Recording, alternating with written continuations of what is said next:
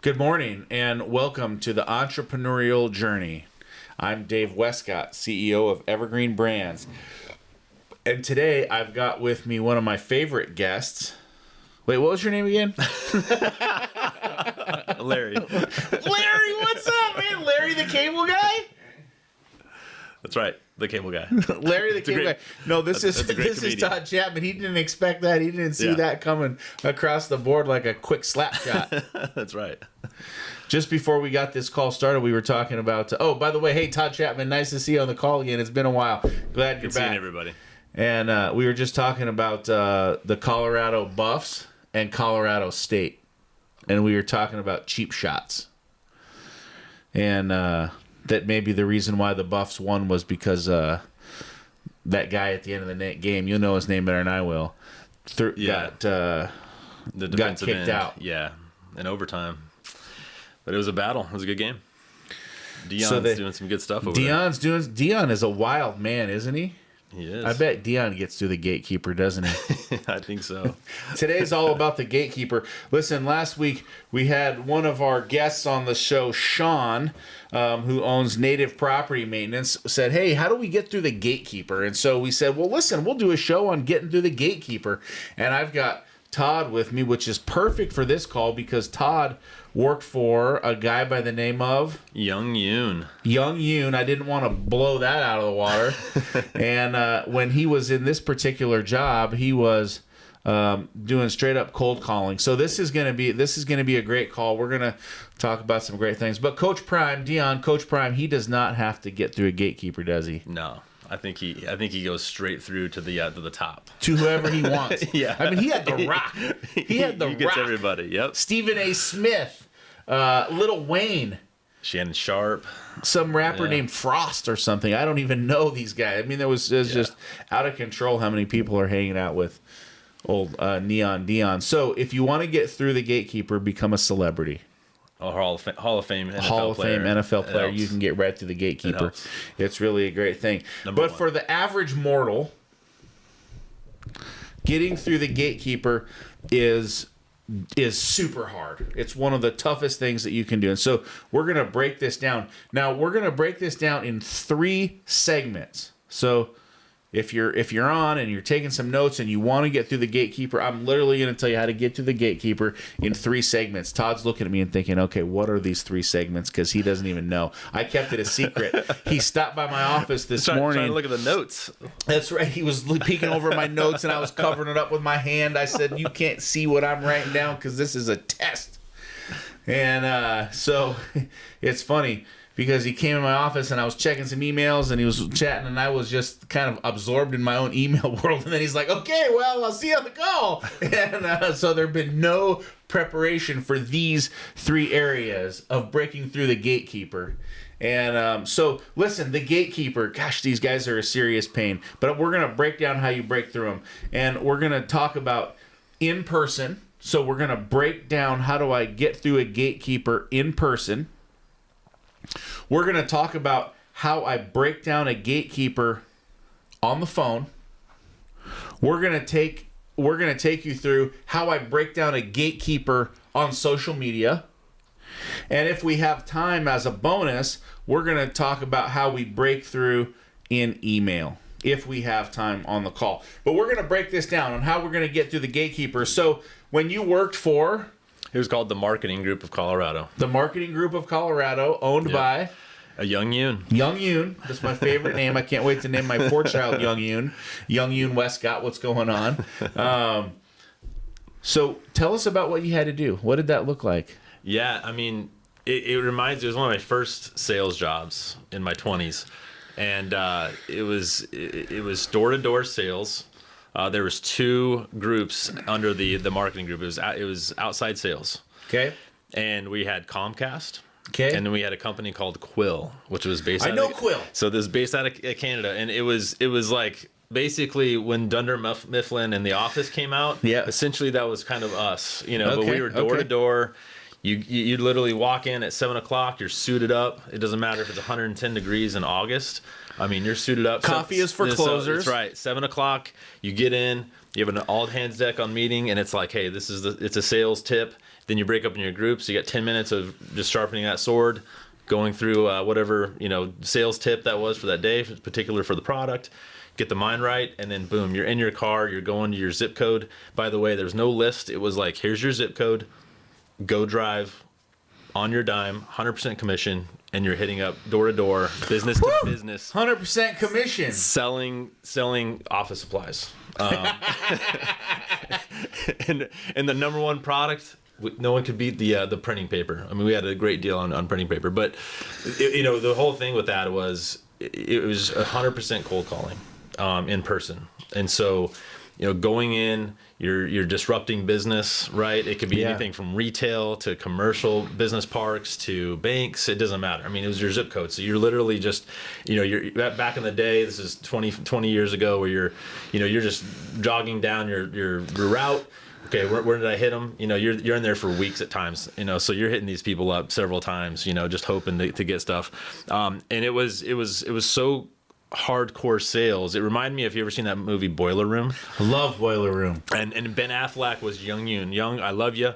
If you're out there anywhere, if you happen to come across this podcast. But Young was from South Korea, militaristic guy. And didn't mess around, and it was like every day you'd come in, and if you didn't close your deal, you got clipped. You did, and it was it was a turnstile. But I'll tell you, some of the best sales tactics and sales training I ever received was from Young, the team, and that experience to this day. And one of it was like, hey, just every day you'd walk in, there'd be a list. He'd just call out the list. And what did you do yesterday? It wasn't like, hey, last week, last month. It was yesterday. What did you do? What did you close yesterday? And so this was more of that hardcore close, and a little bit more of that, pretty direct close, right? So, but that experience of going in, you obviously, gatekeepers could be anything from, a worker at a retail shop to a receptionist or an office manager when you're walking into a commercial business, right? In the suites. And the biggest thing I learned is, for the in-person, is the gatekeeper is a person, right? And a lot of times, I think when they're so used to the defense mechanisms up that, oh, here comes another salesperson, here comes another marketer, another advertiser, whatever it is that reminding yourself that they're just a human being too.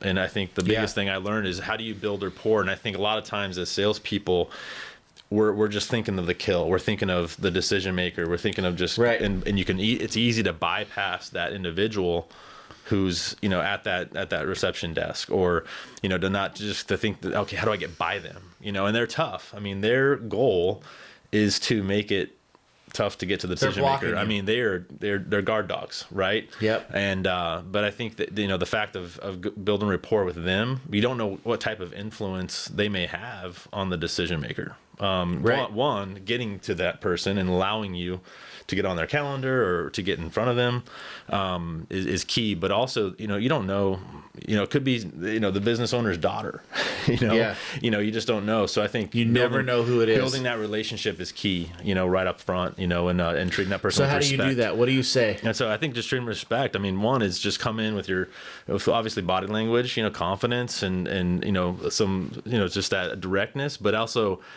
I think it's just real quick. What's her name? Hi, I'm Todd. And then you can see on the desk, or they'll say, hi, I'm Katie, or whatever, right? And you use their name. It's just make it personal as quick as possible.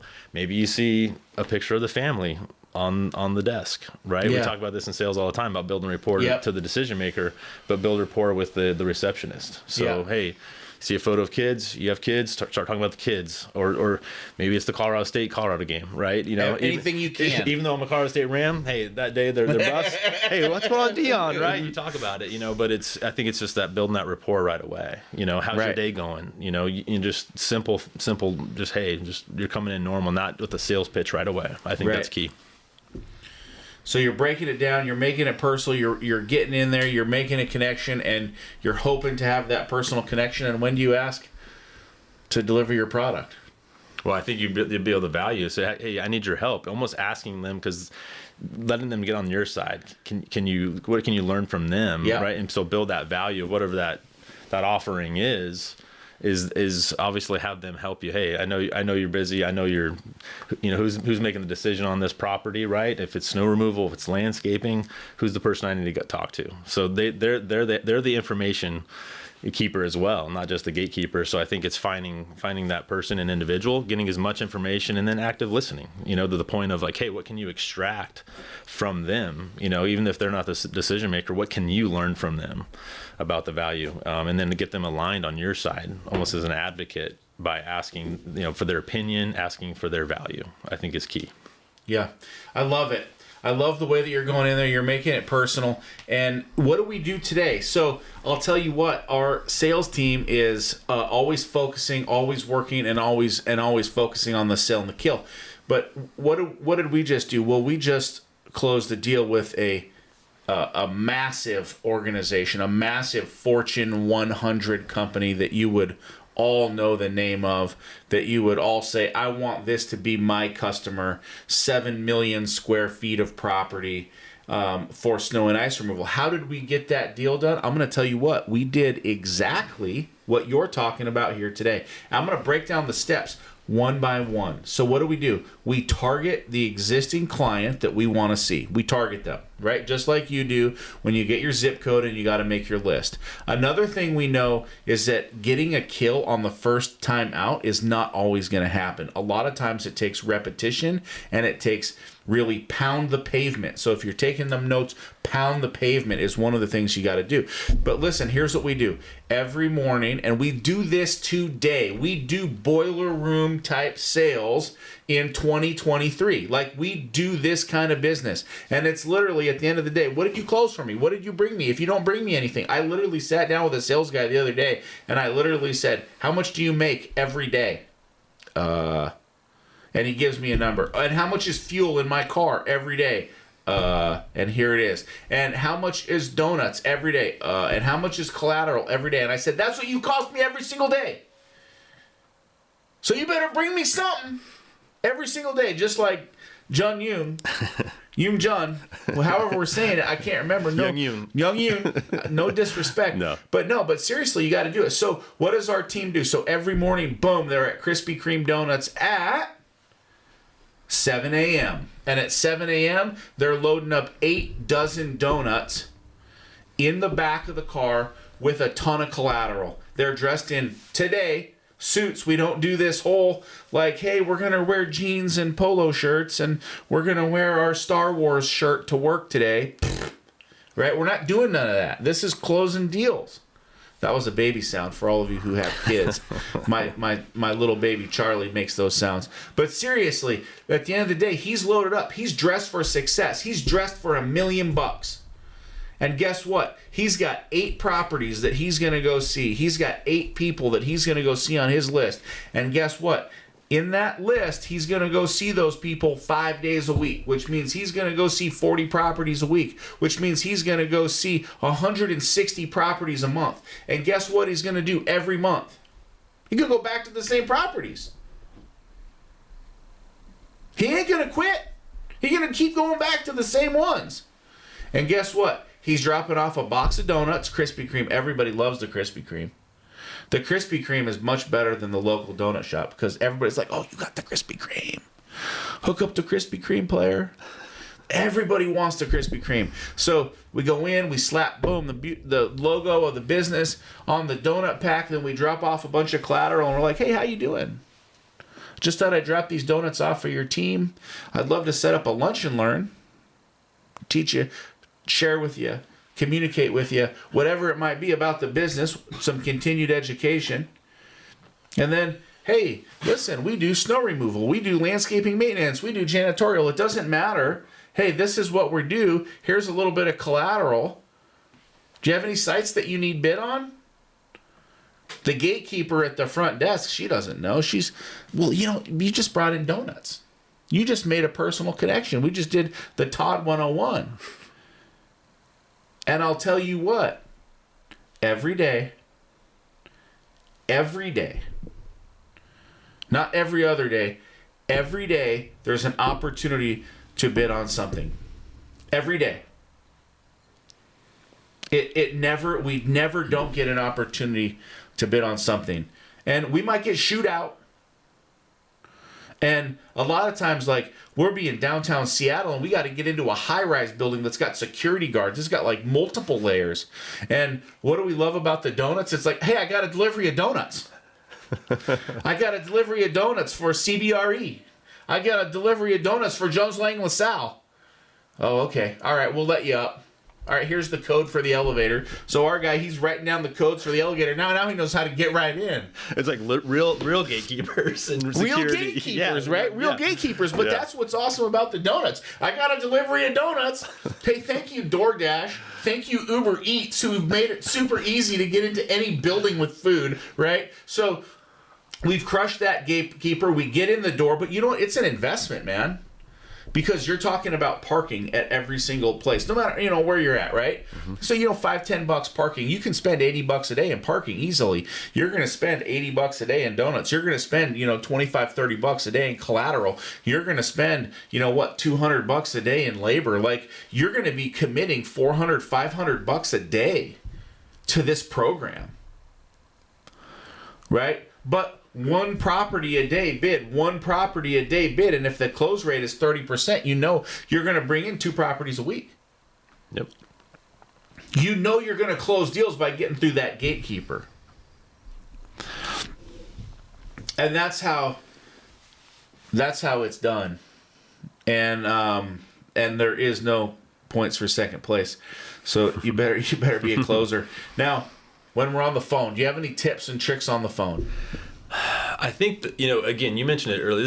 Cold calling is one of the hardest, if not the hardest thing to do in sales, right? I mean, so, and I think even the most top performing salespeople dislike cold calling on the phone, right? Or even maybe walking in, but I think phone work.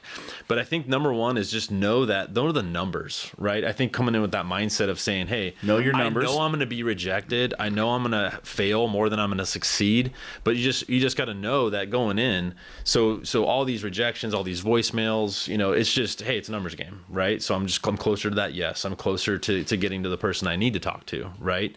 So I think number one is just that mindset and plan going in and strategy. Now, there's a couple ways to go about the phone work. One is it just hitting the phones on pure numbers?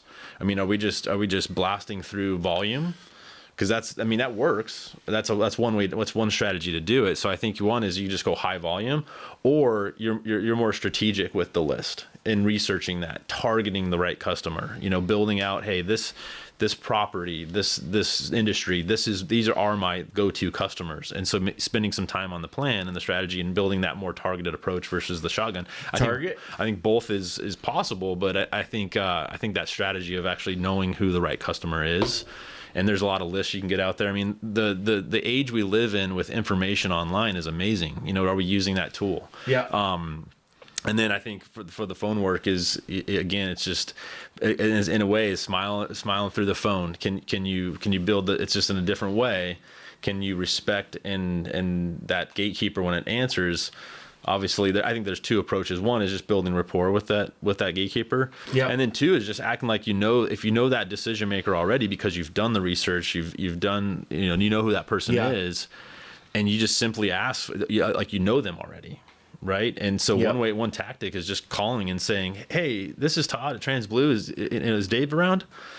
And even though you have both first and last name, I think saying that first name, like it's a personal. Gotta stay with the first name. You know, because once it's a tell once you hear both names, right? You know, if I'm saying Dave say Westcott, Mr. Chapman, the gatekeeper's like, oh yeah, this is salesperson. Yep. You know, right done. away, and you're out. You know, so I think personalizing it, just acting like you know it, and then say, hey, I'm here to talk about the snow removal. I'm here to talk about the landscaping, and then you getting into it. Now I like to take it one step further, because I agree 100% with the name. Like, if I'm trying to get through to Todd Chapman, who's, getting gate-kept, however we want to say that, kept or kept, whatever, tomato, potato, I don't know. But however we're doing that, right? Like, at the end of the day, like, if I call up and I'm like, hey, is Todd Chapman there?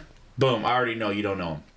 Even if you call me and it's my phone and you say that, I'm like, I'm ready to hang up on you, right? I mean, even if I don't have the even if we're friends, you're getting hung up on if you say Todd Chapman.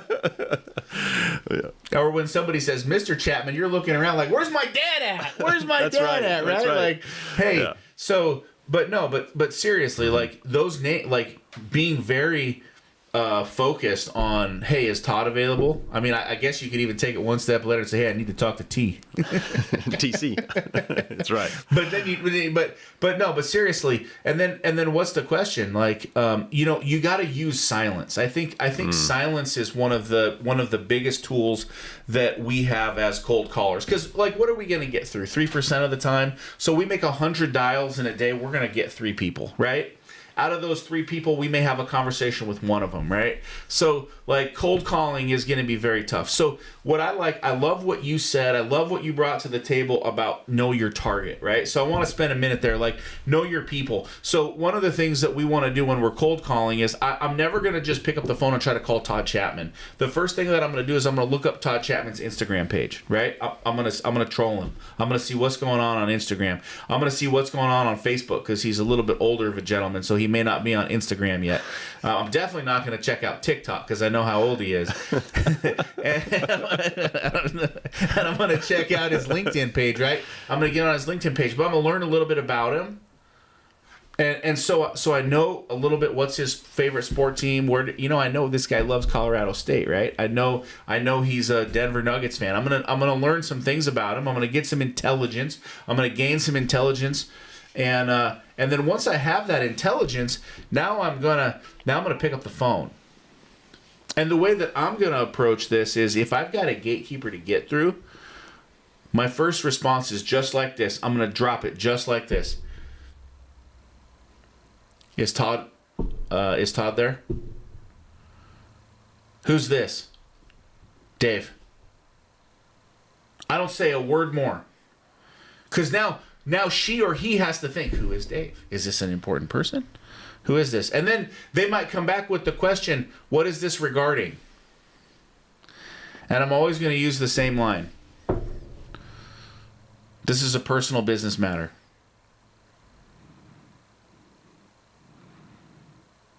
Dang it. And I ain't saying another word. I'm going to let her sit there or him sit there and suffer until they connect me. Because they don't know. Shoot, Todd's a tough guy if I don't pass this through, and this is a personal business. That's the fork. They're really put in this position, but 9 times out of 10 they're going to push that call through. Right? That's going to happen. That call's going to get through. Why? Because it's a personal business matter. You don't know what we're talking about. You don't know if we're talking about the kids at school. We don't know if we're talking about a charity. We don't know if we're talking about a foundation. They came in hot. They used the right name. They didn't say we're talking about, anything in particular. They didn't give me any tells. They just said Dave like we're personal friends. And then they said it's a personal business matter. I'm telling you what, when you bring that heat to the conversation, you are getting through that gatekeeper. The gatekeeper can't say no. Because what are the repercussions that they might be facing on the other line? Now, you'll never get through the same gatekeeper twice with that. So you got to remember that, you get one crack at it. And so now is your elevator pitch. So you got to make sure your elevator pitch, your 30 seconds, is so dynamite, is so on point that when you get to that decision maker, you don't lose the call. Right? That's a whole nother call, building your sales pitch, having a dynamite sales pitch. But you got to get through. That's the first goal. Gatekeeper. Yeah, first goal is getting past them. And then once you get the opportunity, that's all you're looking for. That's right. On the cold call, whether it's in person or on the phone. You're looking to get in front of that decision maker and get that opportunity. That's right. To bring value and close the deal. And remember what your time is worth, right? If you've got to close $10 million, $12 million in revenue, like if you got to bring in $10 million, your time's worth $5,000 an hour. That's why I absolutely think what Todd said is gold here. Like, listen, you got to know your target. Don't waste time calling people who aren't going to buy from you. Don't waste time calling people who are the wrong customer, right? If I'm in landscaping, snow removal, lot sweeping, janitorial services, if I'm in any kind of service-based business, there is no way that I'm calling a customer who can give me one property. No way. It's a waste of my time. Why not call a customer who gave me 3 properties? Right? Because now I just tripled my effort. If I've got to hit a sales goal, listen, I learned a long time ago. I learned 20 years ago. It takes the same amount of effort to close Mrs. Smith on her $25 landscaping yard service that it does to close Wells Fargo for a multi-million-dollar contract. So true. Mrs. Smith is like, she's looking at her yard and she cuts her grass a particular way. And guess what? She still wants 2 references. It's like, are you kidding me? You want 2 references to mow your freaking lawn? Well, how long have you been in business, Sonny? Are you going to clean the grass clippings off the sidewalk? How straight are your lines? How straight are your lines? Like, listen, I am so sick of landscapers posting pictures of lines online. You know what I mean? Like, I don't care how straight your lines are. I'm going to curve it. I'm going to say this is the S line. We call it a slope in the 206. but seriously, like, I'm just kidding about that. But seriously, I'm actually serious about it. Like, at the end of the day, like, if you want to go close Mrs. Smith, that takes just as much effort. It takes just as much references. It takes just as much time. It takes just as much energy to go in and close a big dog. Right? So, like, if you want to bring your business to the next level, if you want to really have that, if you want to build that $1 million business, if you want this entrepreneurial journey that you're on to be successful, go as big as you can. Absolutely. The worst they can say is no. And with every no, we have an opportunity to close. Right? And on your close, depending, it doesn't matter where your closing rate is, you're closer to the yes. You know, that's right. We know that conversion rate. We know those numbers will be far greater.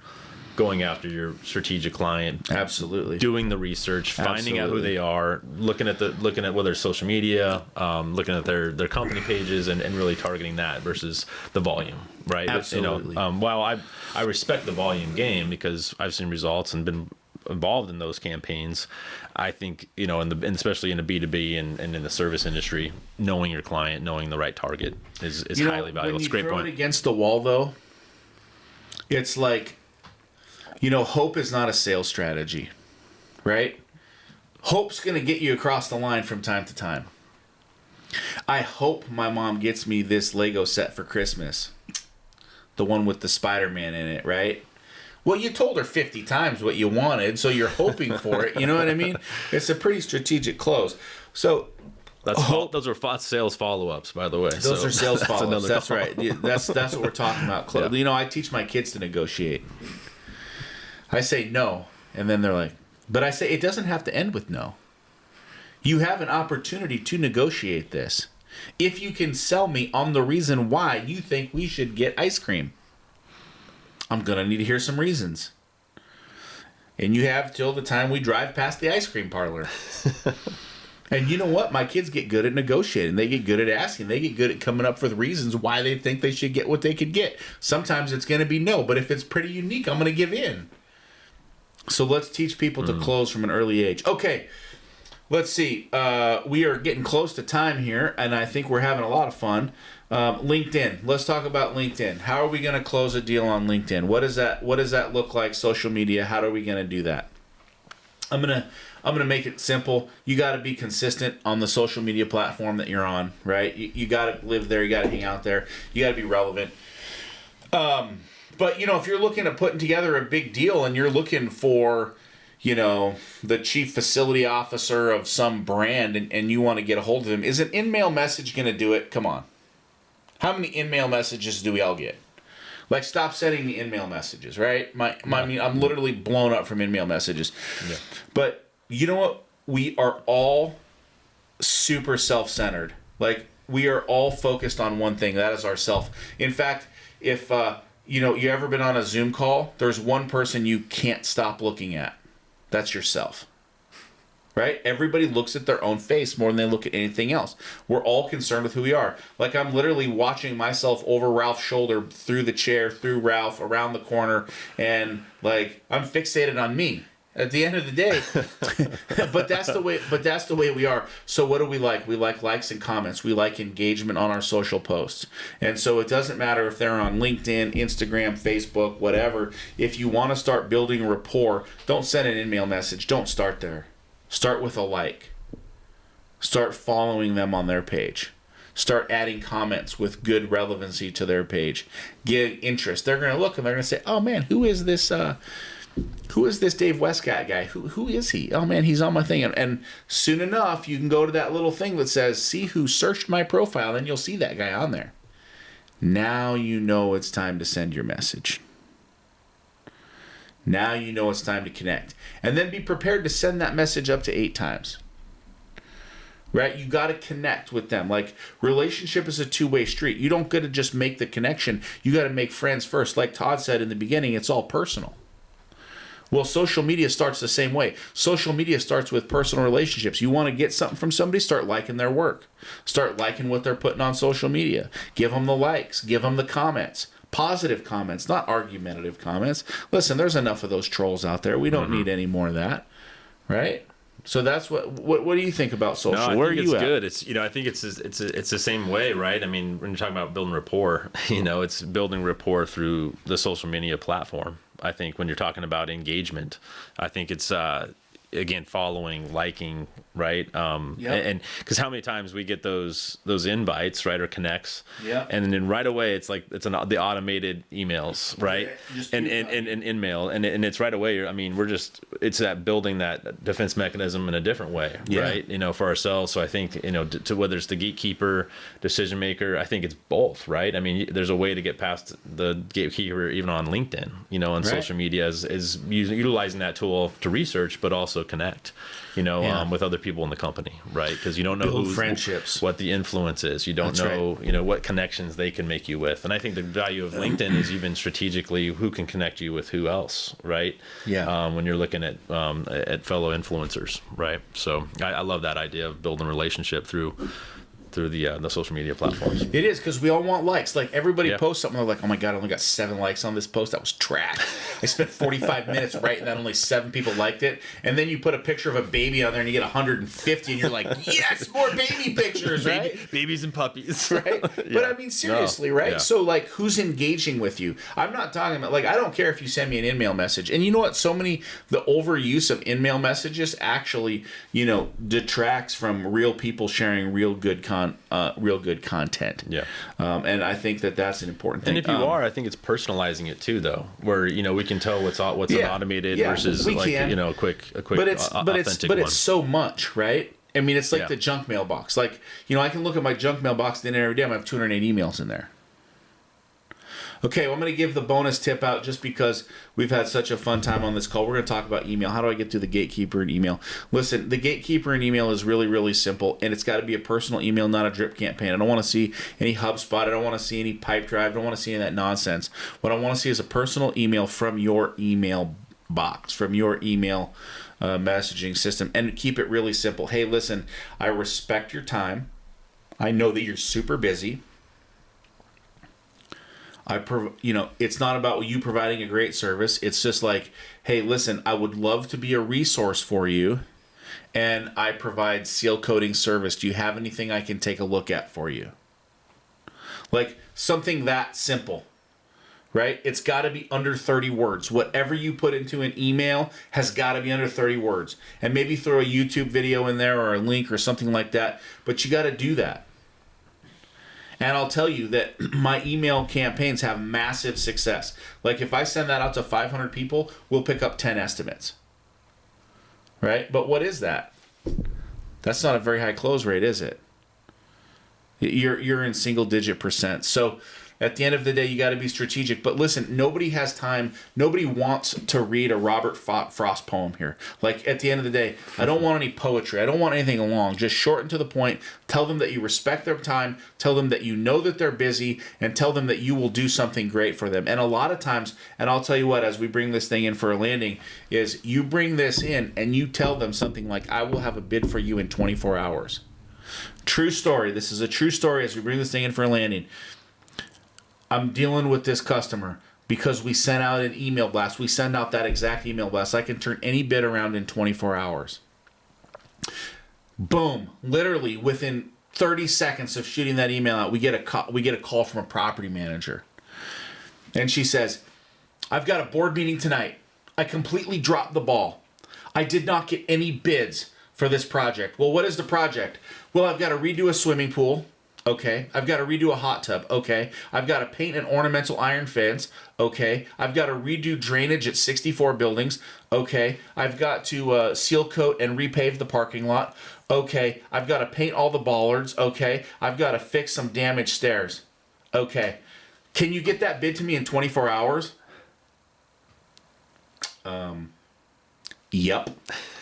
Let's meet right away. She's like, okay, boom, I can be there in 30 minutes. Okay, we meet, 30 minutes. Boom, there at 3 o'clock. We walk the property through all of her projects. It's 4 o'clock. She's like, okay, my meeting starts at 6. Can you get the bid to me by 6 o'clock? Well, the methodology here, the plan is like, we're going to make this happen. This is the beautiful thing about our business system. And so I literally sit there in the truck. I'm not kidding you. Like, I literally sit there in the truck. I walk, I measure. I got my assistant with me. We're both marking, measuring. We write up this bid. Boom. We send it to her by like 5:54. No joke. Text her. Hey, it's in your inbox. Are you ready to go? Here you go. She literally looks at it, says, thank you very much. Boom. An hour and a half later, she calls back and says, hey, we approved the bid. That's the power of delivering something that your competition can't. That's the power of keeping it short and sweet. That's the power of saying, this is what I can deliver, and then delivering on it. Because guess what? Every property manager in the world is slammed to the teeth. And getting bids from contractors who are lazy, who don't respond, who take 5 days to get a bid, 10 days to get a bid, like, all of that sucks, right? So even like, I'm dealing with an HVAC contractor right now on a bid that I approved 2 weeks ago. Like, I still can't get a date from him. Dude, I need to get the date. Dude, I need to get the date. Dude, I need to get the date. Like, it's like pulling teeth to even get him to give me a date to do the work. So contractors in general suck at getting things out. So how do you separate yourself, turn that around in that email? What do you got, Todd? What's your final words of wisdom for us? No, I think you hit a lot of good topics. Overall, I'd say for the just wrapping it up with the Gatekeeper is one, respect and build rapport with the Gatekeeper. Do your research, know your target customer, personalize it. Activity. I mean, we didn't even talk about so much. You mentioned just follow-ups and 8 touches, but a lot of times you're going to have to go back to the same property. Absolutely. You're going to have to send the email multiple times. Absolutely. And so the power of that follow-up program, knowing that you're going to have to get in front of them several times, and then be prepared when you get that opportunity, when you do get past the Gatekeeper, that and that's another call, but getting it to the decision maker. Now, what do we do with that opportunity when we know that, hey, that percentage can be smaller? Let's take advantage of it. So, and I think the biggest thing here is discipline. That's the one thing I hear. Be disciplined in your approach. Be disciplined in your targeting. That's good. Be disciplined in the time in which you put into it. Be disciplined in everything that you do. Have a system and have a plan. Everything is canned. Nothing should be off the top of your head. Nothing should be off the cuff. You should prepare greatly for everything you do. Listen, if you enjoyed this, follow me on LinkedIn. Give me a like. Give me a share. Follow me on Facebook. Hit me on my Instagram. Wherever you're at, give us a like. Give us a share. Give us a follow. We love being with you today. We'll be back next week, 9:15 Pacific Standard Time, Seattle, Washington. We're having a great time. We're keeping it real, and we'll see what primetime does against the Ducks this weekend, won't we? We will. See if he keeps it rolling. Right, great having you on the call. And listen, give Todd Chapman a like and a follow. He's on LinkedIn and Facebook. He's all over the place too. So listen, follow us, hit us up, and thanks for joining in. Have a great day.